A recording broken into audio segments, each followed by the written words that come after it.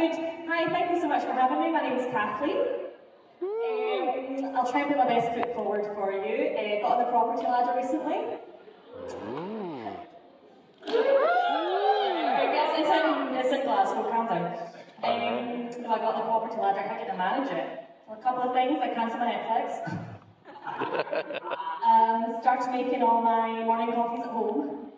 And here's the kicker, right at sundown, I got really, really good at shagging someone with a real job.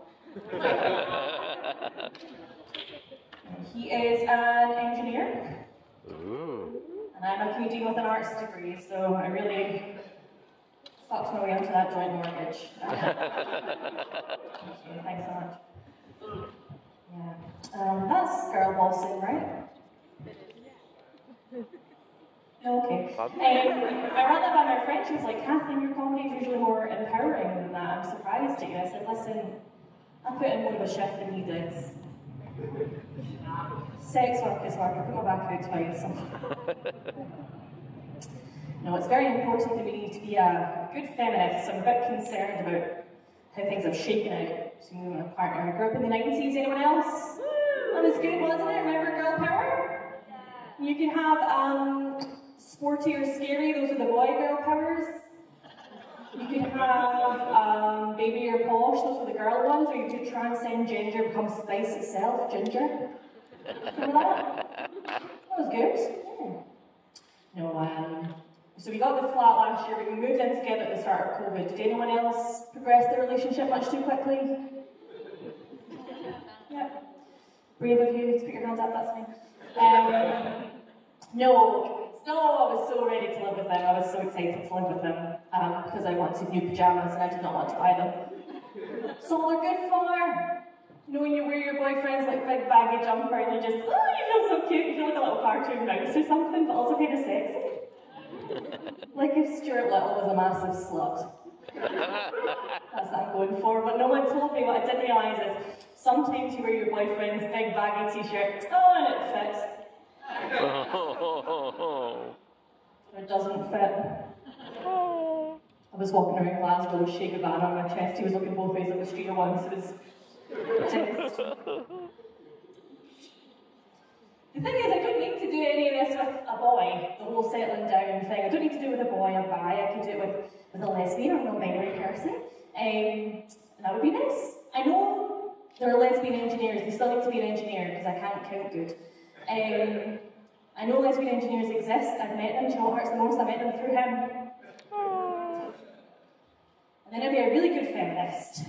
Like, try. I find that when I date women, it's hard to drown out, you know that little worm they put in your brain when you're a girl that tells you you have to compare yourself to all the other women? And it's hard to kind of drown that out so that you can just enjoy being around other women. So anyone like prettier than you, or cleverer than you, or more successful than you want to fuck them, but they're the enemy and they have to die.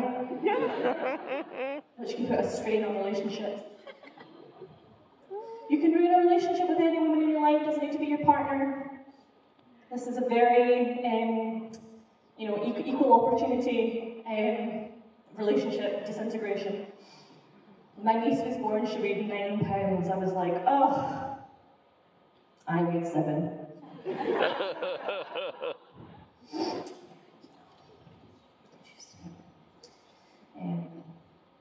Sorry, I'm so distracted when I'm coming in. Hello. I'm bisexual, as aren't we all? I moved in with my partner, you're caught up to speed. He is tragically heterosexual, no one's perfect. Yeah, no, right, so it's nice to diversify your team, I found, right? Even if I'm with a straight guy, because now I have like straight guy opinions in my life, but they're on my side. Do you know how these guys are living? Oh. I teach him about like gender theory and like cleanser. And he teaches me that I don't have to say sorry if the other person was in my way. Did you know about this? I didn't know. But then sometimes I bump into another bisexual woman with a supportive partner, and then her partner's like, don't say sorry, my partner's like, don't say sorry. We're there for days. It's so exhausting. I talk about being bisexual on stage a lot. It's usually fine, right? It's usually fine, it's nice. But one time in particular, There was an older gentleman in the front row, and he made eye contact with me and said out loud, "Greedy." Just that. Greedy. Very Scottish. And it makes me laugh because it's definitely like one of the cutest ways to be a bigot. Like, greedy guts, like, you got me. It's fine. But it's also, greedy suggests that I took something that he quite wanted. That he quite fancied dating people of multiple genders, and then I swooped in there and I took it first. You're the last biscuit of sexualities, really. It's like, you know when your friend starts a diet and they start telling you the calories and everything as if you fucking asked? Yeah. And they go, "Oh my gosh, are you having a pint?" It's just funny because a pint actually has the same number of calories as an entire burger. So, you could have a pint, or you could have a burger. Just think about that. Or I could have both. And you could have both. Because no one has imposed this on you except yourself. And it's the same with old men and family. Let me eat in peace. I'll be honest, I thought it was a little too, like, half five for that joke, but you proved me wrong. I feel like we've grown so much together. Anyway. Yes, so I was having this kind of conflict of identity where I was a very strong, independent, queer woman with this very supportive, kind, straight, and as I said, nobody's perfect, partner. And then something happened that just made that like an insignificant concern. My mental health absolutely plummeted. I think a lot of people did during COVID. Comedy gold. So, it was just, it got to a point, you know, when you're lying in bed at night and you're staring at the ceiling, and you think, you know what would be so good right now? Death. Because you just think about all the things that have ever happened that kind of pile up on top of each other and make you like embarrassed or make you not like yourself. Like, I used to work in a restaurant in Glasgow and I would go up to tables and I would say, "How is everything for you?" And every single time they said, "Oh, delicious." And I said, "Excellent." Just like that. And I went up to a table one time and I said, "How is everything for you?" And she stole my line, she said, "Excellent." So I said, "Delicious." A freak. Or I used to live with a person I lived with before I lived with my partner. He was really, really funny. He made me laugh every day. It was so nice. And he said something one day that just, it really tickled me. And I noticed since I gained a little bit of weight, that when I laughed, now it's like a full body, like there was more involved than there used to be. It started here, but I mean, it just felt great. And I tried to say this to him because I thought he'd find it as joyous as I did. I tried to say, sometimes when I laugh, I feel my whole body move. He was making me laugh so much that all I said was, sometimes when I laugh, I feel my whole... And then he stopped talking to me, I had to move in with my partner, you're caught up, you're all good. So, my mental health, I knew I needed some help, and I went to the doctor. And my doctor was a very severe, older woman. It feels a lot like going to the headmaster. And I walked in and I was nervous to tell her what was going on, and I just heard myself say out loud, "I don't know what's going to happen to me if we can't figure this out."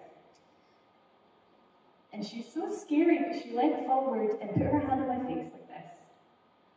And she wiped the tear off of my cheek. And I thought, are we going to kiss?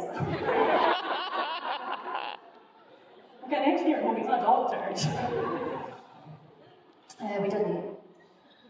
More so than I know. Anyway, look, it's not this guy. She said, "Listen, we're going to get you on some antidepressants." Anyone else on antidepressants? Woo, they're working, they've kicked in. We're going to get you on some antidepressants. Now, there are a couple of side effects you need to know about. You might gain a bit of weight. We've already discussed that, it's fine. My boobs look great, I survived the winter, no problem, right? She said, "No, it might affect your libido." Yeah. I'm not saying I'm dried up. But if there had been a spark in the room when I was having a wank, I would have been a goner. Yeah.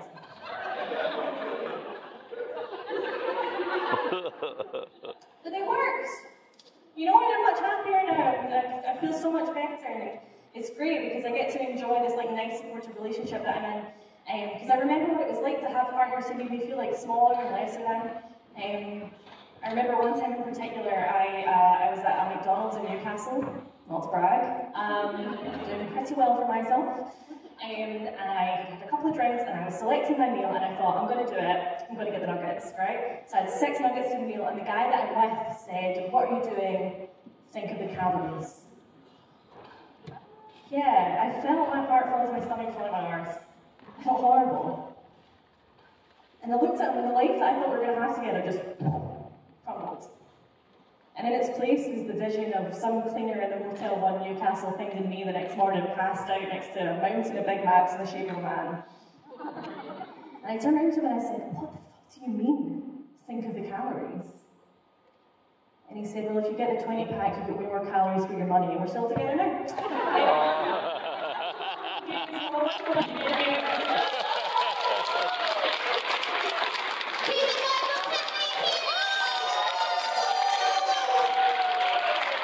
Now I say we should just keep them last, don't you?